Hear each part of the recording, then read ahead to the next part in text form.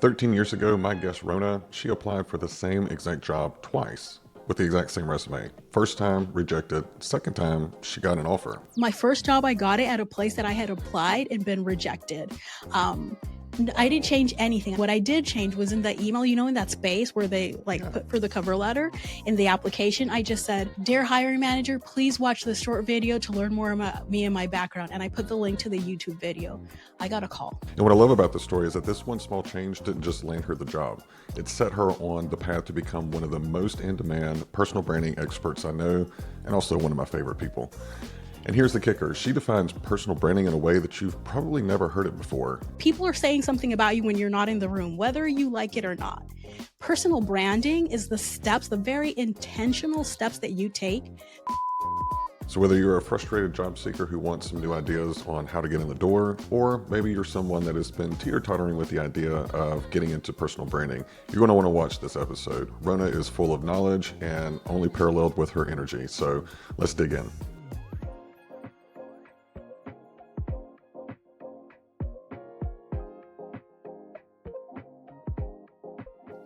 All right, welcome back to the Human Capitalist Podcast. I am your host, Trent Cotton, and today I have got the guru, the only one that you ever want to hear from, and one of my favorite people whenever it comes to anything personal branding. So we are going to unpack her story, get her advice, just really kind of pick her brain a little bit, and you're going to want to take a lot of notes on this one. So, hello, Rhona. I'm so glad we finally did this. We've been talking about this since March. I know. I'm so excited to be here today. Well, I know that I am an avid follower of your content. And then also, too, both of us are part of the Purple Acorn Network. So thank you for helping me with my sizzle reel. I loved it. But for the audience, who are you? What do you do? And how did you get to be the guru in personal branding? Well, thank you for calling me a guru in personal branding. I'm Rhona Pierce. For anyone, I am a former software engineer, recovering recruiter, and now I'm the founder and creative director of Perceptible Studios. And what we do is we help leaders and teams, especially HR and TA teams, amplify their influence using video. I didn't know that you were a developer. Yes. I have a degree in software engineering, information systems engineering. No way. That's so cool. Okay, so the thing that we were talking about in the green room, you really need to try the Nate, and I think you're going to like it better. It's geared more towards it, but that's a sidebar. All right, so let's kind of go from recruiter to brand engineer. What was that journey like? What sparked it? So I am originally from Panama in Central America. And I was 15 years ago, I moved here to the US. I had a successful career. I was maybe 7, 8 years into my career, but I fell in love with someone from Tulsa, Oklahoma, and here I am. Marriage and love is really, I always say this, and people probably hate me, but when you come to Oklahoma, you either came here to study, to work, or because you fell in love with someone. So that's why I'm here. Back home, I really didn't have a tough time finding a job. I had recruiters trying to poach me. At that point, I was the regional is in Latin America, operations manager for a software development company. And I thought I would come here, take some time and be like, okay, I'm going to be a new wife, take a few months off, and then I'll just find a job. I was absolutely wrong and totally underestimated how hard it would be. It took literal years. The only jobs I could get were entry level minimum wage jobs, like Spanish interpreter, amazing jobs that I would have never done. But it's I wanted to work in my industry. So one day I was so frustrated because it's when you can do more than what you're doing. And I just decided, look, if people aren't going to invite me to interviews, I'm just going to invite myself. But I mean, I'm an introvert, so it's not the way you think. I did it. What I did was created a video, a short 90-second video, where I explained who I was and my background. And I kid you not, I started getting interviews. It was so surreal to be oh, wow, Same place. I like my first job, I got it at a place that I had applied and been rejected. Um, I didn't Wow. change anything. I didn't change the cover letter. I didn't change the well, I didn't change my resume or anything. What I did change was in the email, in that space where they like Yeah. put for the cover letter in the application, I just said, please, dear hiring manager, please watch this short video to learn more about me and my background. And I put the link to the YouTube video. I got a call. Um, Wow. so since So then, how long did it take? Like, can you kind of give a, you were waiting so many days, never heard anything back, and then you did the video, and how many days until you got some kind of feedback? I want to say like 2 weeks. Wow. This was 13 years ago at this point. So I could be wrong, but it was like pretty quick Wow. after But getting 13 years rejection. ago, video was not a thing. Like YouTube on a lot of companies was like you couldn't even access it if you're an enterprise, right? I know, and that's what I tell people. It's like, yeah, some places like were like, "Oh, I can't watch a YouTube video," or like, no, they couldn't have an attachment. So that's why I was like, I'm just putting this on YouTube because I Hmm. knew with my IT background that I couldn't attach a video. Right. People would never download that. I would get blocked by Absolutely. every like network out there. But yeah, I think it was around a week and a half, 2 weeks when I got the call, and I was like, oh, I hadn't even like I wasn't even serious about reapplying to that company because they had already rejected me, but I did. And I ended Interesting. up working there. I got that job. Um, Wow. so it was like very, and then after that, I mean, game over. That's how I do it. Yeah. It's not like now where everyone has TikTok and everyone's on this. Like that was not the case back Hmm. then. And that really helped stand out. But I think what I really realized as someone who hires, who's been on the other side of things, is people were probably thinking, look at this resume with no experience here in the US. Yes, I had worked for American companies, like I had worked at Dell, but in Panama. Right. Um, Hmm. Probably needs a visa, probably doesn't speak English, probably all of these things. And then here I am on video. As you can see, I don't have a strong, noticeable accent. At all. So I do have, it depends on the words that I say, but I know what words I not to say understand. so that no one can get the accent. Pick it up. Yeah. Yeah, but it's like, so here I am, they're seeing this, and like that squashed whatever idea they had of me in their head. And it's like, okay, let's call this person for an interview because literally nothing changed in my resume. I hate resumes, so I don't Me too. change them. I hate writing Yeah. them. I hate everything about resumes. Hate writing and reading, but spend some time in recruiting. I love Yes. it. So let's kind of get into what were some of the things that you learned, like as not from that particular experience, but as you started really getting into leveraging video, and you've got a very awesome brand. I mean, anyone that's been to a conference, they see pink, they're like, Rona's somewhere around here, right? And your smile just goes about 10 feet ahead of you. So you've got this brand that you've really developed, knowledge base, personable base. How did you go from I used a video to get a job to now this is your main gig, and you're doing it on a much grander scale? What did that evolution look like? So, before moving, I had already been kind of pushed into recruiting, but obviously, when I came here to get a job, I did a detour and went back to my software engineering roots. But Hmm. then I wanted to go back into recruiting, so I created another video naturally, right, Of to do course. that transition, and I did that, and I ended up working at quite a few talent marketplaces. And if you know anything about Okay. talent marketplaces, it's you have the supply of engineers, which is what I was working Hmm. with, and you have companies who come and you have to like place them. But you Hmm. already technically hire them, even though they're not getting paid until they're on a project. So it's this Right. balance of you have engineers, you have clients, you have to match them because otherwise the engineers that you already spent time testing are going to go find another gig, Right. and clients want people who are good and work. But most of the freelance engineers that use talent marketplaces is because they're not good at marketing themselves.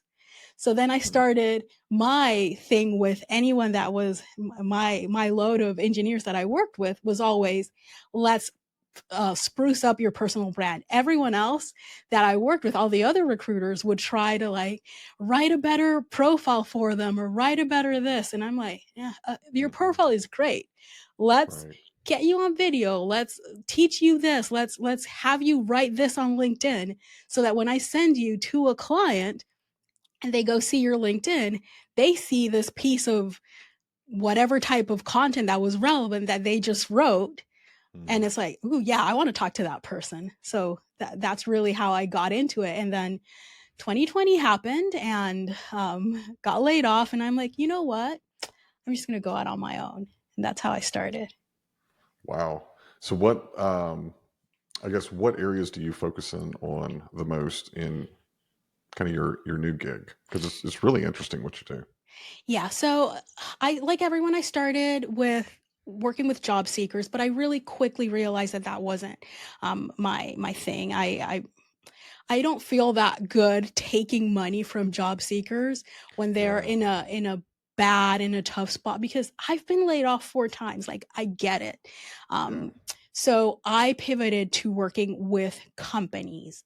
And Okay. because of my recruiting and employer branding background, I really started with HR and TA teams creating video to attract talent and Hmm. just telling stories. I'm very big on everyday stories. Everyone has seen that recruiting video where it's like brand or like camera crew came in and everyone's wear Yeah. their best and makeup and they're sitting somewhere where they usually don't sit and they're answering these questions and telling the story. Look, we all can see right through that. Hmm. I'm a very analytical person and I analyzed in this day and age, reality TV. Also, I'm like a super huge reality TV fan, but it's I'm not like surprised. people love reality TV. They love the rawness. They love all of that. Why are the recruiting videos out there real? And Hmm. that's what I do. That's how I work with companies.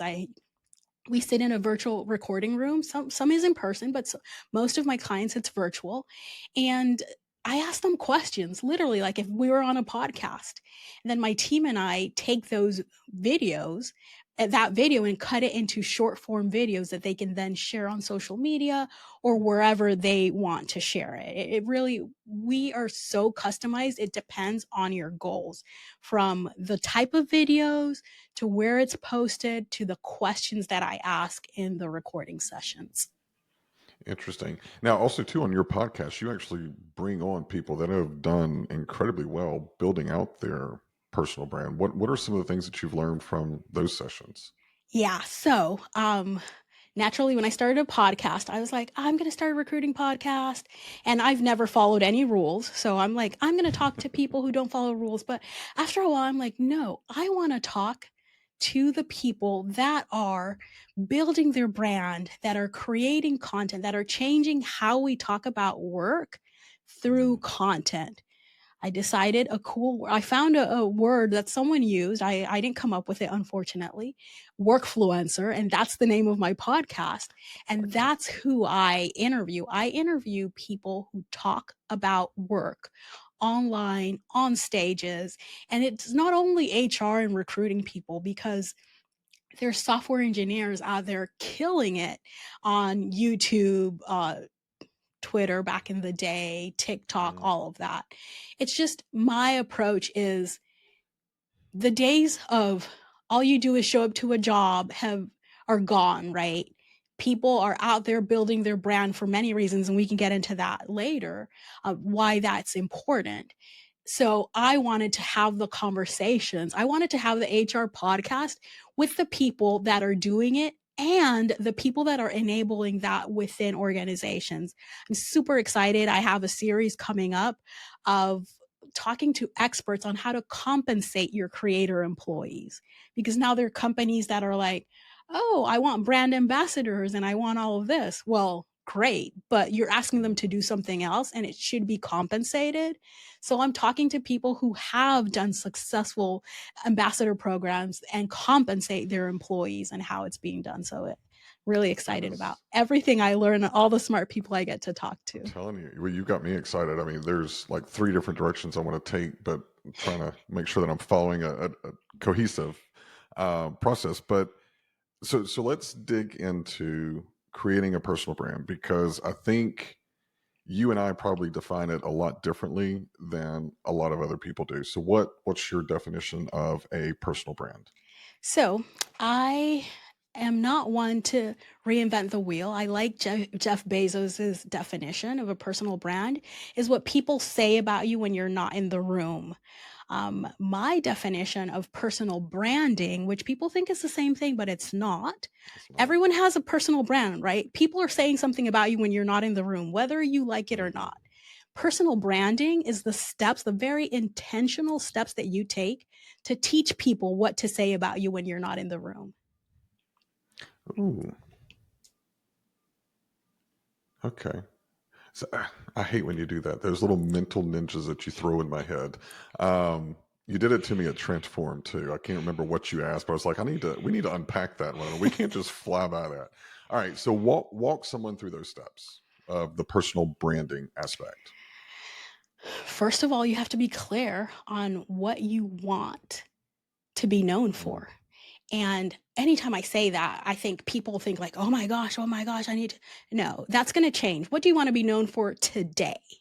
right. Right? Because, like I said, I was a software engineer, recruiter, now personal branding, video strategist. Like, what do you want to be known for today? Hmm. Um, as long as you have that clear, then you start thinking, how do I want to teach people, right? Do you want to do it on LinkedIn? Do you want to do it on wherever? Hmm. Choose one to start. Don't try to go everywhere because you know how it goes when you start trying to do everything and you end up doing Yep. nothing. But I Hmm. think the most important thing that people have to do before anything else is understand that your personal brand is not about you. And I like to pause and say this. Your personal brand with the word personal in it, it's not about you. It's about what people believe you can do for them. So you Okay. need to frame every piece of content, everything you do. And look, personal branding, some people don't want to do content. Some people want to do video content. Some people want to write. Some people want to start by speaking. And speaking is the harder way to enter, but you can speak locally. Like you can Mhm. call up any nonprofit right now and start speaking. Do you know what I mean? Right, Any right. local, And it's good practice. It's yes. fantastic practice for an audience that probably a lot of times speakers don't really seek out. So, I mean, that's a fantastic piece of advice to tiptoe into the speaking gig. So yeah, if you want to do speak and do that, so choose one of those mediums, but everything you're going to say, every piece of content, everything you create, you're teaching people what you're an expert at, right? But you're Mhm. doing it through the lens of what you can do for them. That's how you are successful at it because the flip side is the cringy people that we see out there that are just me, and we all know how that comes across. Like you Mhm. go to a conference and you see someone who's just me, you immediately shut down, tune them out, and it's just like, ooh, it just leaves a bad taste in your mouth, It and does. that's not what you Mhm. want to do. So to me, those are the most important things. Know what you want to be known for, choose one place to start, and frame, like change the way you're thinking about what you're saying and doing to be in service of others. What you want them to believe you can do for them. Mm. Love that. If I can add to it, I don't know where I found this, but it's an acronym for WAIT. Why am I talking? And that is something that honestly, before I go on stage or before I am a guest on a podcast, I always wait. And it's kind of easy for me. I'm very associated with words. And I like to remind myself, I am talking about this topic, but what do I want the audience to get from it? I cannot tell you how many podcasts I have cut off, keynotes that I have left from, conference speakers that I avoid, because to your point, they get up there, me, and there's nothing that the audience can do as soon as they get back to the office to change their lives. And for me, that's malpractice. Like whenever I get on that stage, a couple of things. One, I'm probably going to cuss a little. Two, I'm going to try to make you laugh with a story. And then three, you're going to have 3 to 5 things that you can do as soon as you get back to the office based off of the data that I'm giving. And if I can't do those 3 things, I usually politely decline. So wait is kind of the first thing. But I went through the who, what, when, where, why type of process whenever I was trying to figure out, okay, the branding part, which I love how you did that. So, who do I want to talk to? Where are they? Because that's going to determine how I talk to them and when I talk to them. And then I just kind of bring the why with the weight. But I love that feedback. Um, what were some lessons you learned early on? What were some bumps? Because both of us have had them. Look, other than learning that it's not about me, we're really blessed to live in a period in history where anyone can manage and take control of the narrative and manage their reputation. And when I say words like control the narrative and reputation, people are like, ooh, but that's really what you're doing. You're teaching Right. people to know what they can expect from you, what you can do for them. Um, Mm-hmm. if you don't put a story or brand out there, then someone else will. Um, Yep. like I was telling in my story, oh, probably needs a visa, doesn't, or needs visa sponsorship, doesn't speak English, blah, blah, blah. All of these things. But when you take control and you put yourself and you tell the story from your words, from your perspective, that's really what is really important and really why you should be doing this. Because really in this day and age with the internet, where now you don't have to pay PR teams and all these things, right? Yeah. Now you have the internet.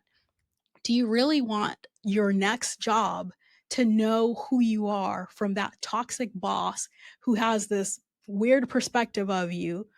Or do you want it to be your story?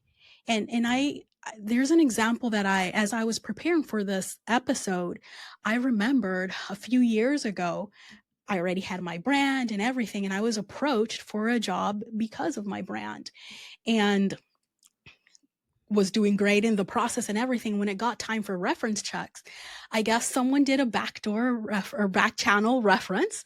Mm, uh, I I can hate talk about those. an entire hour about that. But someone did a back channel reference and spoke to someone who did not like me for whatever reason. And obviously, I learned this after getting the job because I did get the job. Um, Oh, that's good. yeah, my brand was so strong that they're like, that has to be something like with That that doesn't check person. out. Yeah, that doesn't check out. And you and I know, we've worked in recruiting, we know that a backdoor reference, a back channel reference kills All offers deals. faster than anything. And we can hate them all you want, but it, Hmm. they just go to higher and higher above you, and they're like, well, I heard this from this and this and this. So now you Yeah. have an entire team that interviewed me saying, well, that's not what we got from her in the interview, and that's not what we know from her from online. Yeah. So Yeah. control, that's why I firmly believe in this and how important it is to put your story out there, because they were clearly like, nah, that has to be that person's perspective. Hmm.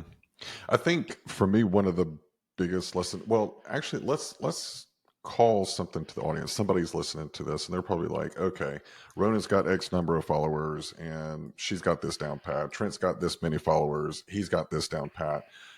Okay, Rona, you said you started this 13 years ago, right? Yes. That was kind of your tiptoe. I started, I want to say 2011 with just doing blog posts and doing a little bit edgier LinkedIn things. So please understand that you're catching us in a chapter in a book that we started writing a long, long time ago. So, don't discount anything that we're saying. We're trying to give you pieces of advice so that way you can accelerate. And God, when we started, I never would have thought about putting something on YouTube or doing any kind of video. Um, I mean, I didn't do my first podcast until 2016, I think. Wow. And it was with Ben Eubanks, one of my BFFs. Oh, Love, shout out for Ben. Isn't he awesome? yes, he is. He's amazing. I met him at One, Unleash. he has got a moral compass that I admire it almost to tears. Like I have such a high regard for him. But yeah, he was my first podcast. So, if you're debating on this journey, please understand it's not going to be a quick hit. You may go viral with one video, but don't get hooked on that. All right. Yeah. I know a lot of people go, I went viral. I'm like, that's fantastic. Yeah, You that got a lot of doesn't views. How many people watch the full video? That's the question. that too. And also it's like followers don't matter for these Mhm. purposes. And I like to tell, so I'm a LinkedIn top voice, which Same. is as are you, which is I think really cool, because it's not something that you can pay for. It's not something that you can do Nope. anything. They literally choose you from the hundreds of thousands, maybe millions of people on LinkedIn. They choose you. I became a LinkedIn top voice when I had 1,400 followers. 1,400. So that enraged a few people who thought like, oh my gosh, who is she? Blah blah blah. Um, it doesn't matter if you're doing Mhm. good, if you're putting out great content, if you're putting stuff like that, people will notice. I always tell Mhm. people I got my first brand deal, which I severely undercharged for, but I got my first brand deal when I had less than 1,000 followers. Followers That is don't matter. crazy. They really don't. And it's funny. I'm a weirdo. I listen to YouTube marketing stuff whenever I'm in the gym. So like Think Media, I love listening to their content. And one of the examples of a company just like yours that works with, kind of creating that personal brand, putting something out there. They worked with this very well known author who had millions of followers, on a strategy, gave them advice they didn't really follow, which was, short form, linking back to long form, kind of get into your book a little bit, have a couple of people, and they're like, no, I just want to go on the Today Show. I want to go on this show and this show. And someone that had, I want to say 800 followers, and that person followed their advice, and they also niched down. So they didn't shoot wide. They really focused on a niche. And I want to say it was 8 to 10 times more revenue, dollar for dollar, that was spent with the person that had over 1 million followers and the person that had 800. So that was striking to me. But it kind of makes sense. So, Yeah. what do you think about niching down? Because you hit on it earlier. A lot of people just shoot wide, and I think that's okay early on because you need to figure out what sticks and what you feel comfortable with. But what advice do you have for people creating a niche?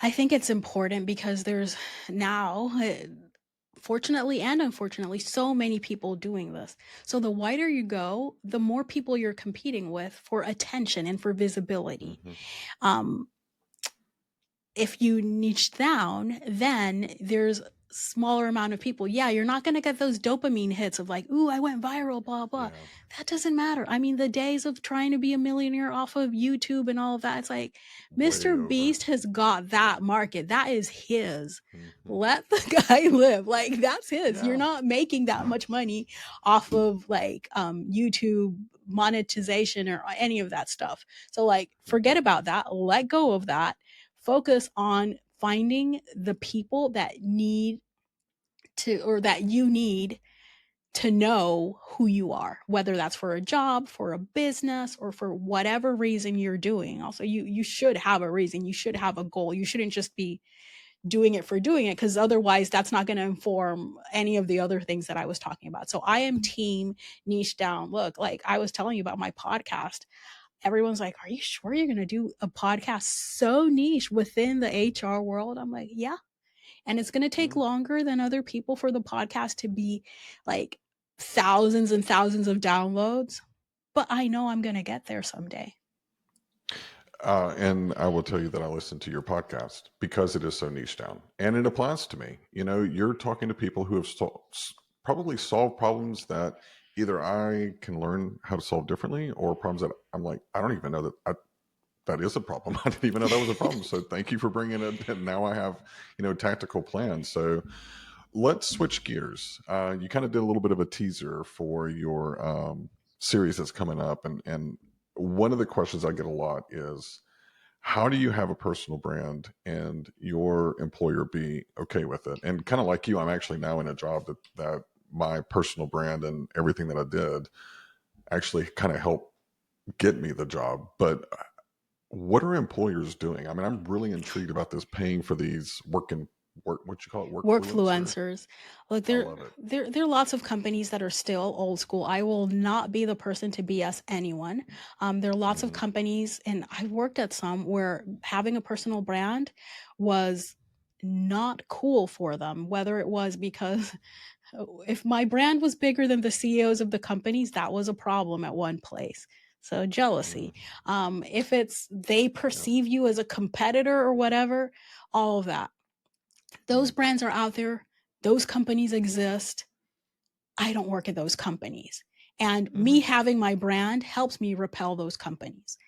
I'm not working corporate right now, but if I were to go back, like companies that are against people being out there online are not going to approach me. I'm not going to apply there. It's like it's not a thing. It kind of all works itself out. Exactly. So great. I don't Hmm. waste time with those people. But there's so many other companies that are seeing the benefits. Like Ulta just launched this huge program to pay their creators. So Ulta, this huge beauty brand, and Hmm. they've spent millions maybe on influencer marketing. But you know what? Influencers don't have that your employees have. They're not talking to your customers. They're not answering. They don't Mm, know the questions that people are asking today. love that point. And then Ulta was like, wait a minute. We have all these people who are answering these questions. A lot of them are influencers on the side, but a lot of them really aren't, but they can create a video and stuff like that. So they decided, let's have a program. It's called Ulta Beauties, where their employees can apply to be compensated for promoting the brand online and doing creating content. And it's just like influencer marketing. They get a brief and they get explained everything, and they have to Hmm. follow things. And I haven't been able to speak to anyone at Ulta, so if anyone knows anyone there, please put us in contact. But And us being both of us, because I was like, oh, you and I are so talking about that extra. I want to know who you talk to. So when yeah, you find out, I want to be part of that. Yeah, but they have this plan, and we can only see what's out there publicly. Right. I tried to be in my. I actually wanted to be a journalist before going into engineering school. That's another story. But I was like, you know what? I'm going to be a journalist. I'm going to go up to my local Ulta and I'm going to ask them to show me the policy on their intranet. I go there all the time. I spend money. These girls know Hmm. me. Yeah, they're like, sorry, we can't do that. Can't do that. Oh, I funny. was like, well, But how great cool training is from your that? HR team. Yes, yes, your media team prepared you well. Have you seen on TikTok? I used to love watching him. He works for Papa John's, and he does the dough to like different songs. You know, like the one, what was it?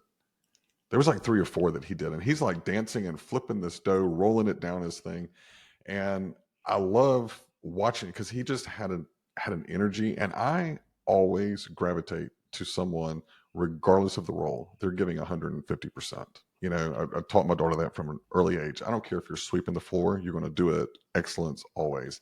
And he just had so much passion. I was doing some employer branding coaching and a presentation. I actually leveraged that as an example. And in the research, I found out that someone tagged Papa John's in the comments and said, you really need to move him to one of your elite employees, which if you're on TikTok and all that, you know that was a trend, and Papa John's actually put out a video and said, wait till you see what we're doing with one of our elite employees, and like just really kind of took off. And I was like, kudos, Papa John's, for not going, hey, you need to stop doing that, but bringing that person forward. I wish more companies would do that. Yeah, because we have the stories also. I think it was Chick-fil-A maybe that fired someone because Mm. they were going viral over. I don't even remember what and I think it was them. I don't want to. They're not my favorite people, so I I don't want to mistakenly say it's not them. don't don't you get both of us in trouble, Miss Yeah, Rona. I know. But it was like the person had been going viral. They were just sharing everything, and they were like, "No, this is against the rules, blah blah," and they lost their job. I'm like, "What? You literally Wow. got free publicity. You should be offering this person money." Absolutely. And there's a stat. I wish I would have pulled it before our recording that tracked the dollar spent in marketing and advertising. And the trend went from, well, I don't remember what year it was, but like 10% on influencer marketing, maybe 3 years ago. Let's just throw that out there. 3 years ago, it is now approaching like 60% toward influencers, and TV ads and all of this other media is suffering as a result because that's the consumer behavior. And so to me, employer branding, personal branding follows suit. So I cannot wait for your series. When is that series coming out? Um, I'm currently fighting with my podcast recording platform on one of the Which we are not going to name. exactly, which we're not going to name, for one of the videos. But once that's resolved, which I'm confident it will be resolved soon, then we'll get to editing those. So it will be next month for sure. Awesome. Well, I will definitely tune in. What are some of the benefits that you've experienced? And you've also, since you're interviewing people that are really good at this, what are some of the benefits that they've got, monetary and intrinsic? I mean, across the board, the most cited benefit is the trust that you have. People really feel like they know you Mm, before they meet you. And this is huge for introverts like me. Like you and me. you don't understand what it is to get into a sales meeting, to get into an interview, and the person's like, oh my gosh, I like, they feel like they know you. It can be a Hmm. double-edged sword sometimes. It's like, well, you don't know everything about me. Right. But the trust, it builds trust, especially video.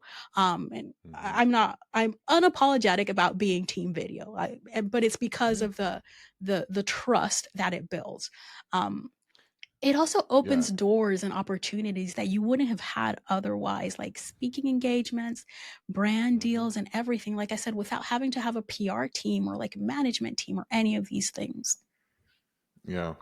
And you know what's funny? Because I know you and I talked, I think after the last time we did the podcast and Transform, everyone associates probably both of us as being very extroverted. You see us on stage, you see us in front of the camera, but I know that you and I both talked about disappearing after Transform. I think everybody was like going out, and you and I both went our separate ways back to our rooms. Like, I need to recharge, because I'm at my people quota.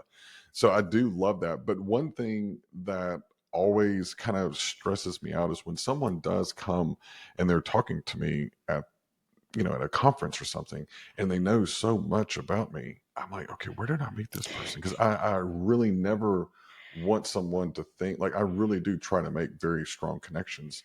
And I know at oh was it Boston 100? Anyway, it was one of the conferences. Someone comes up and they're talking to me like they know me, like they know my whole life story. And I was like, oh, can you remind me where we met? Oh, I saw you at such and such. And I'm like, and to myself, the introvert's going, you saw me. I didn't see you, like lead with that going, I saw you at such and such conference. So I can kind of categorize and go, okay, it's okay that I don't know your face, but it is sweet. And it's rewarding sometimes to have, and I know you've had this happen to you, someone that comes up and just says, hey, that talk that you gave or that podcast hit me on the right day at the right time. And I'm not an emotional person, but there have been several times where, like, I have to tell the person, I was like, can you stop? I don't like to be emotional in front of people. It's very touching. So I think that if you're getting into it, understand that you are, to your point, causing those connections, and with that comes some really awesome intrinsic moments. I call them cosmic collisions. Yeah, and I have those, and to me, it's also the responsibility, and I talk about this a lot with a guest on my podcast, that you start realizing, or like you're aware that you have a responsibility, that what you're saying Hmm. out there is impacting people, so it better be true. Yep, yep. And I don't know that a lot of people. There are some that are kind of do what we do at the level that we do, that do not do the fact checking, that do not do the filtering, and it bothers me sometimes. And a couple of them I've called them out on it. Like, you really should research this before you stir everyone up, because you do have a responsibility, to your followers, to the people who just, whoever you're talking about. So what is the one piece of advice for for someone who is sitting on the fence? They love everything that we're saying, they're really excited, but they have some apprehension. What's your advice? It's 2025. Like our friend and fellow Purple Acorn Network podcaster Orlando Haynes says, visibility is opportunity. In Mm, this day and age, if you're not visible, you're just going to be left behind. You're going to be that person saying, I applied to 1,000 jobs, or I did this, or it's taking me this and this and this. Not saying that this is the cheat code. It's not going to be 2 weeks. In 2025, it's not going to be 2 no. weeks like it was back then in the day. But Mm-mm. not having a personal brand is going to at least double whatever the regular time is right now to get a job, Yeah. to get sales, to get anything that you want to do. This is the time that we live in. Um, just like AI and things like that, stop fighting it and get with the times. Mm. No, it's fantastic advice. And one other little benefit that I just thought about, you, Joel, Orlando, Brian Fink, uh, Serge, there are so many that you just kind of start to kind of run in the circles with them because you're on each other's podcasts and you're promoting each other. Adam, another one, Adam and Tim Sackett posted something today, and I responded, and Adam responded to me, and so I was like, Tim, are you going to let's do that? And it was funny. It was kind of a neat little break of the day because I was laughing at Tim's response to Adam. There's these little connections that you develop whenever you start having this brand that puts you with people that they I see stuff that you do and I go, oh, I want to do what she's doing. Like, I like how she did that, And so there's that other relational component with other people who value the personal brand. So, well, I could talk to you forever, but I know both of us have got a hard stop. Do you have time for rapid fire? Always. All right. So, what is a book or a movie or something that really changed your perspective on HR? It's totally unrelated to HR. It's called Don't Make Mm-hmm. Me Think, a common sense approach to web usability. So it's back from my software engineering days, but basically, don't overthink things. The simpler they are, the easier it is for everyone else to grasp it. And that I apply to everything in business and everything in HR. Like, we overcomplicate way too many things. Make it simple, Way too and much. everyone's going to be on board a lot quicker. It reminds me of Da Vinci's quote: "The ultimate form of sophistication is simplicity." Yes. That has always stuck with me. So, where can people find and engage with you and get all your wonderful content? So I am mostly and mainly on LinkedIn, Rhona Pierce, but you can also listen to my podcast, the Workfluencer podcast. It's wherever you get your podcast, and it's also on YouTube because, of course, I'm a video girl. So it's Video First Podcast on YouTube. And it's part of the Purple Acorn Network. So you can also find it at purpleacornnetwork.com and workfluencerpodcast.com. Awesome. All right. So normally I like to ask guests, like, give me a mic drop moment. I think you've already done it. I want you to define personal branding as your mic drop moment. The steps, the intentional steps you take to teach people what to say about you when you're not in the room. That is your book, ma'am. You need to write it. That there's so much you can pull from that. Well, if you are listening and not watching, I encourage you to go and watch on YouTube because one of my favorite things about Rhona, I've already said it before, is that her smile goes about 10 feet ahead of her. Her wonderful energy goes about that far. You can even feel it digitally. So, Rhona, I am so thankful to call you a friend and you inspire me. And thank you so much for coming on and sharing all your wonderful wisdom with the audience. Thank you so much for having me. I always enjoy a conversation with you. Same. So I'm sure I'll be seeing you soon. Yes.